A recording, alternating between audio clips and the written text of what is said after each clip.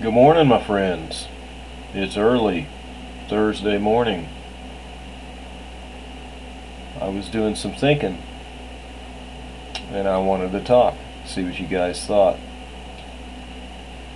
I've been looking at this for a few days and I've been trying to think of all the things that this could be and the probabilities of what it is. Well, I keep coming back to this article on the Daily Mail.co.uk,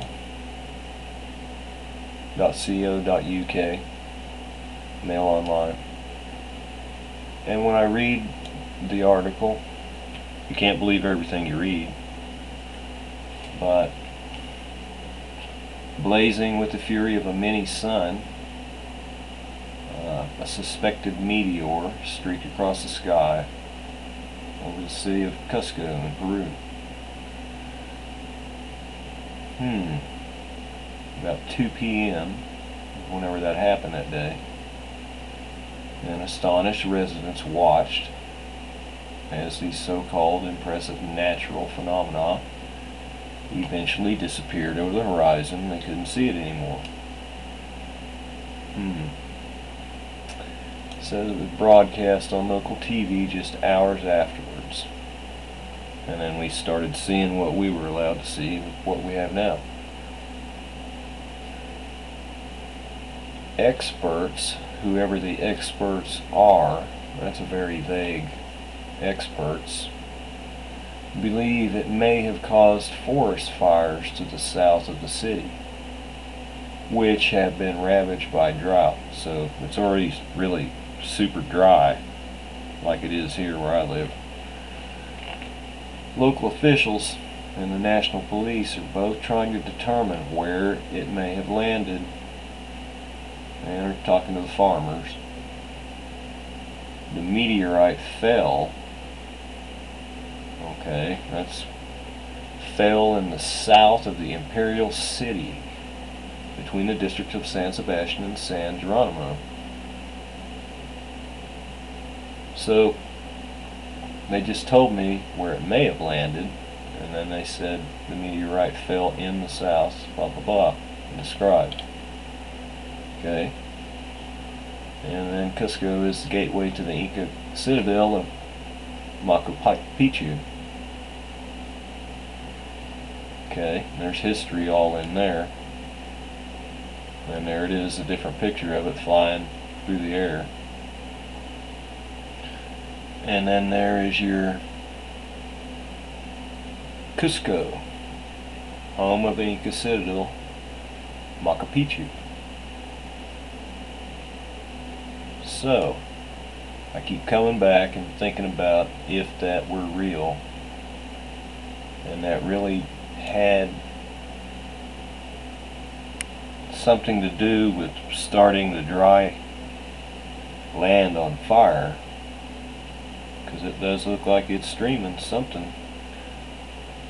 And I'm looking and looking and looking and trying to see what is putting that out. And I'm thinking about the lighting and everything at the time that it was taken. And the reflections and all the colors that could be made. And what kind of things aircrafts do and different types. I just don't know if I can get on board with that. It's not saying it's not out of the way possibility, but boy, it sure does. It sure does look like something besides that. They had a little different one, and everybody's probably seen this one. But wow, I just want to say it may have been a fireball. So that's where I'm at on that. I'll probably, for myself, I'm weighing a little bit more than just an aircraft of some type. So I have not heard or found any updates on this. So if anyone else has, and if they found it, if it wasn't it that landed, or if they determined it was an airplane or some other kind of a jet, well, let me know, because I'm very interested about this object, because this is the best that I've seen in a long time being captured on a picture, or a video actually. I've seen some pretty good videos. This is the best one I've seen in a while. So let's go check something out here now. I've preset this for earthquakes 2.5 or greater. So it's not going to show everything below a 2.5. So that's what we're going to look at right now. And we're going to go out to California. We're out here in Central California, as you can see, and it's not a big one, but they did have a 2.6 on the 31st, within the last 24 hours. And then you come over where I am at, around in that area in Oklahoma, and we here apparently have had a 2.9, and that would be on Wednesday about 3 o'clock in the afternoon, whenever I was getting ready to leave for work. I didn't feel anything then, but I will say, and I asked another guy at work who lives in an apartment, and I'm usually a night owl, like right now. I'm used to staying up late, and I felt the floor vibrate about 3 o'clock in the morning, and then again about 5, right when I was getting ready to crash. And I believe that was Monday night rolling into Tuesday morning. And the guy that lives in the apartment said he felt something too, because he stays up late and plays his Xbox and all of his games. He's a younger guy, but he said he felt something vibrate. I actually thought maybe it was a train, because I've got train tracks right out the door about 30, 40, 50 yards away, somewhere in that range. And there wasn't a train that went by. There wasn't a soul out there. There wasn't a sound being made. I don't know what did that, and I have not seen any big deals like this for a little earthquake. So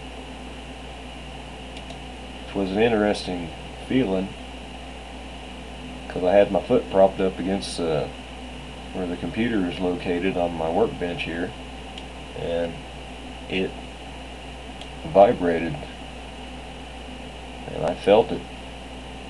And then about maybe a minute later, then the flooring under the chair actually vibrated, and I felt that. We have also had over here a 5.4 on the 31st in the northern mid-Atlantic ridge. And we're going to swing back around here and see what we corral and find. And Puerto Rico, pardon me, they're getting a little bit, they always usually get in the 2s and 3s in that range. And that's a 3.1 on Wednesday.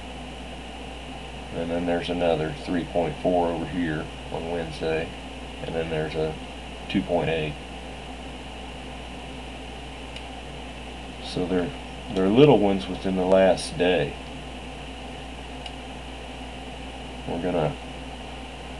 On this video, we're just gonna go for in the last 24 hours as opposed to what we have covered in the past. And we're going to just see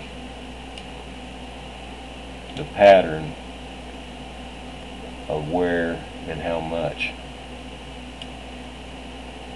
within at least this day time frame.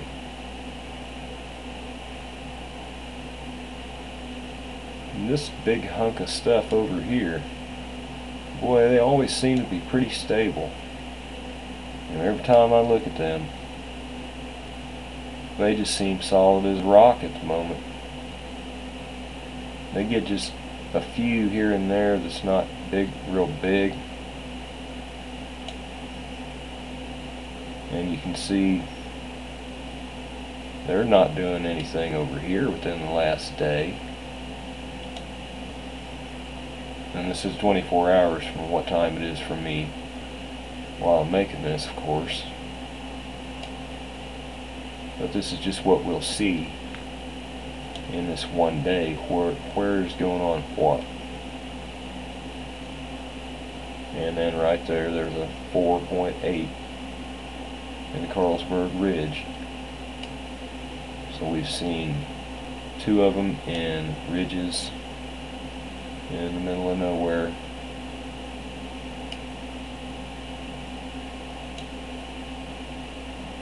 And then we're coming over Japan's way, China and stuff. We don't really see anything up there. We're going to go over here. And you can see we've got a 4.7 in the Philippines region, 4.9 in the Taiwan region, and then they have they've got Tropical Storm Talus in the West Pacific, 65-mile-an-hour wind there to deal with.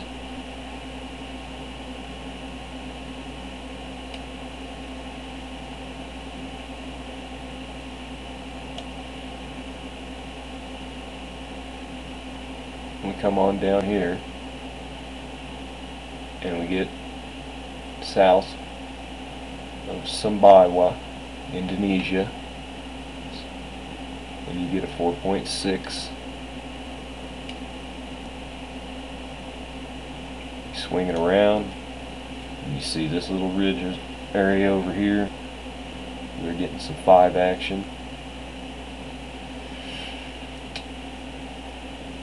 And that's the New Ireland region in Papua New Guinea on a Wednesday, 5.7 there. Santa Cruz Islands, 5.9, which would be now Thursday, 1:14 a.m. And 5.2 on Vanuatu, the 31st.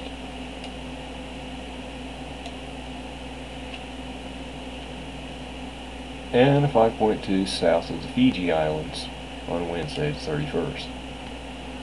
New Zealand has had nothing in the last 24 hours, which is a good thing.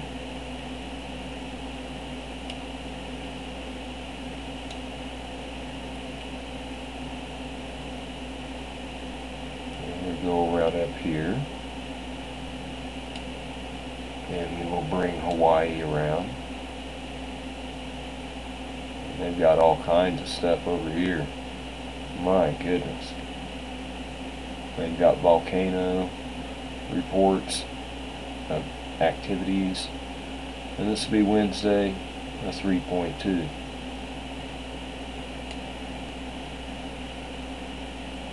Now we want to go over here and follow the trail. And you see that near the east coast of Honshu on Wednesday they had a 4.8. Go up a little bit more and you find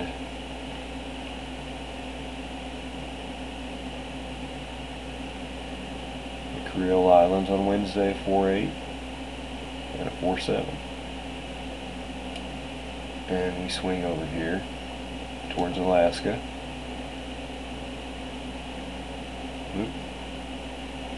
And we see that they had a 3.4 just in the Aleutian Islands area. Now we come over here and we get a 4.3 on Wednesday, the Kodiak region. And for some reason we have a tsunami information report. Okay. Affected region, U.S. West Coast, Alaska, and British Columbia coastal regions. The event origin 55 miles northeast of Kodiak City, Alaska. Well, okay. We'll be aware of that. Somehow a 4.3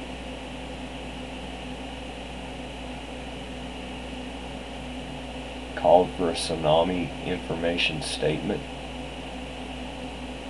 My goodness.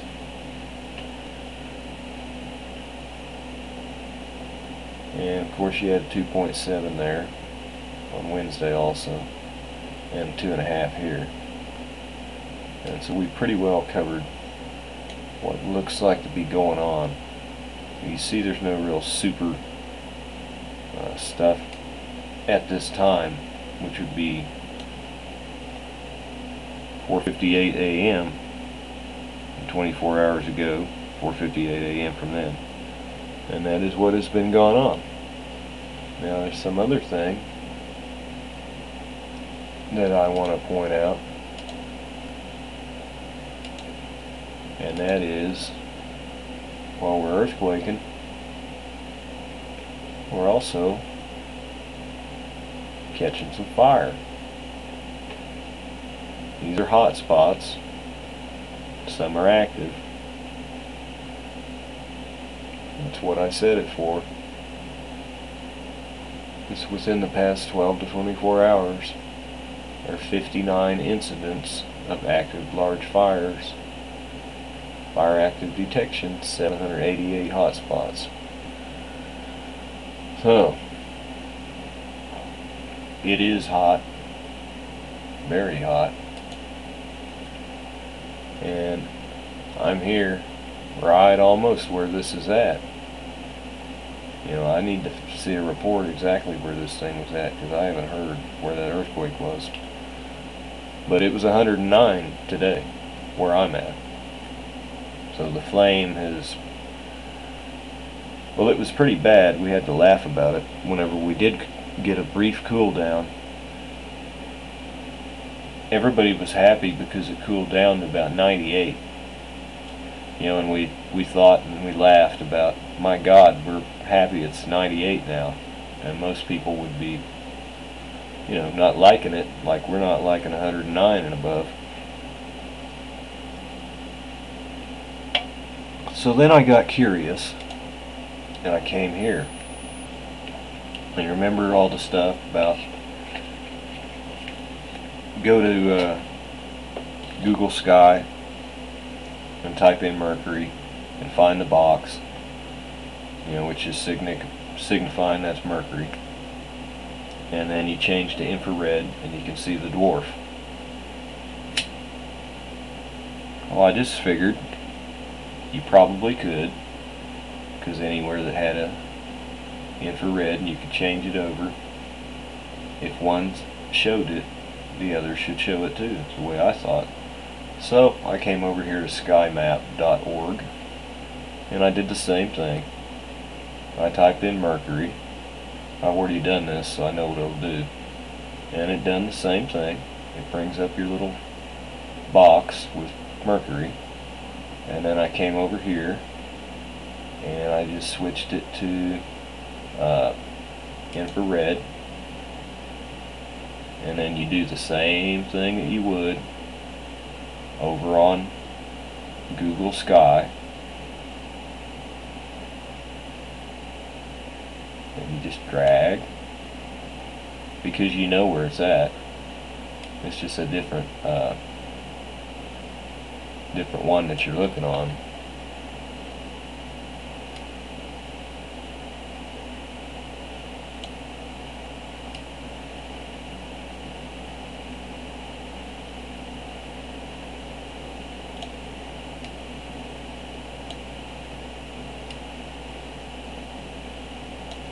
Where did it go?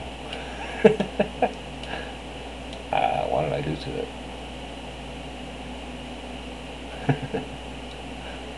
I just had it up a minute ago. I dragged it too far. No, I didn't.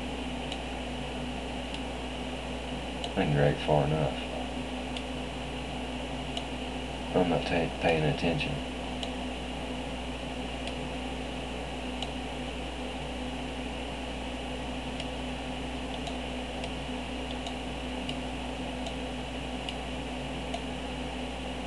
On the phone, no wonder. I didn't minimize it. Sorry. I had it enlarged too much. I knew I didn't do something right. Okay. Like I said, we know what the coordinates of it are because we've already got them. So you'll that's what I was watching. I was dragging the wrong way. Sorry I wasted time. Anyhow, this is what you get. There's a square. And then I was dragged it. It was already enlarged, so that's when I swept it way too far by. Anyhow, that's what you'll see with the infrared. This won't be here. If you take it off, it will go away. Well, it's not going away now. Oh, wait a minute. Yeah, it will. You just have to change it to a different spectrum.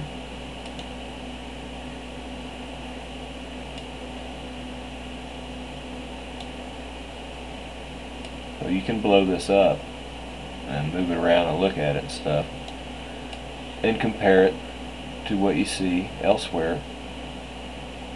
When you look at infrared and you see what it shows on it as opposed to when you don't have any infrared.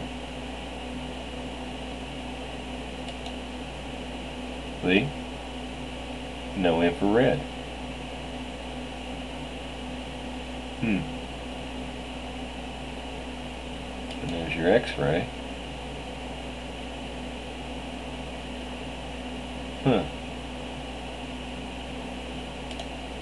And then you go back to your infrared.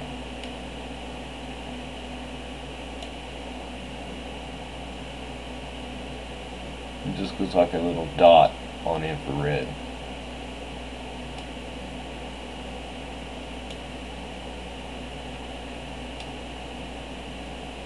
From that magnification, I meant.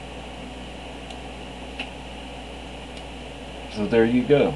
It does it over here too. It just looks a little different from the way it shows it on their site. But it does show something on infrared. And when you highlight on it, those are the coordinates that you get.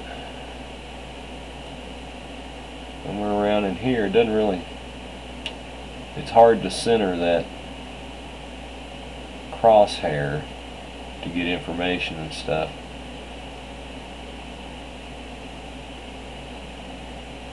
But you can highlight it and look around. You can magnify, and you can make it bigger. Don't overdo it like I just did, like I did before.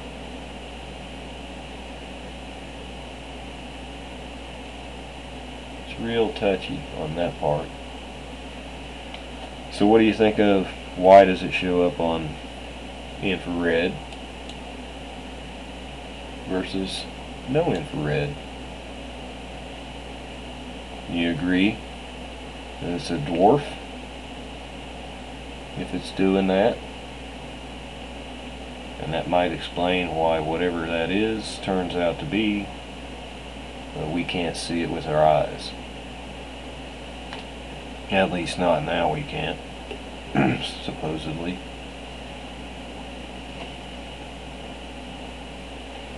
And then we had some more new Richard Hoagland, and he firmly believes that Comet Elenine is an artificial object right now. He seems to be rock solid on it. At least from what I got out of the take. He seems to believe it's an artificial object.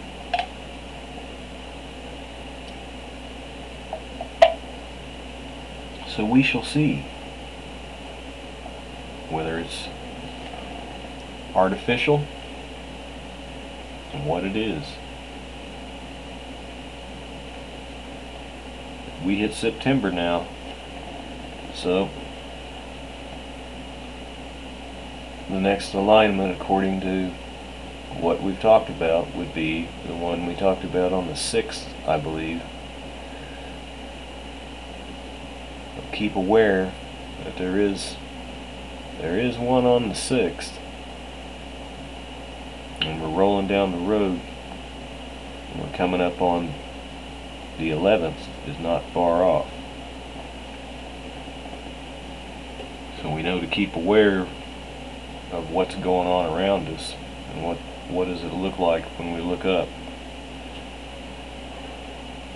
Because if anything's going to go down, sooner or later, we're going to be able to see signs of it when we look up. So I pray for everybody, and I keep you in my heart. I'm glad that you're my friends. I'm glad you like to talk to me and hear what I have to say. But I'm going to let everybody go right now. And these are the things I wanted to point out. It's about how that showed up in the infrared, even though we're on that different site. So that probably means anywhere you go, it's got infrared, it's going to do that, and you'll get to see it. Let me know if you go to some site that has infrared and you look for it and it doesn't show up there. I haven't heard of that yet. And then we have this thing again. So I'm gonna keep thinking about this. I'm locked on this photo right now. I just really wondering about that. But anyhow, I'll let everybody go, and I'll talk to you in a couple days or sooner if something comes up that we need to speak about. And until then, like I said, I'm praying for everyone, and everybody be aware of what time it is, and try to be as knowledgeable and safe as you can about whatever you're doing, wherever you're at, and what's going on. God give you strength and watch over you, and He will. He's going to have our backs no matter what happens. It might get painful, it might not be easy, but He's still going to have our backs in one way or another. And that's a promise, because He told us, and you can bank on it. Night, everybody. Or good morning if you're getting up right now. You'll hear from me soon.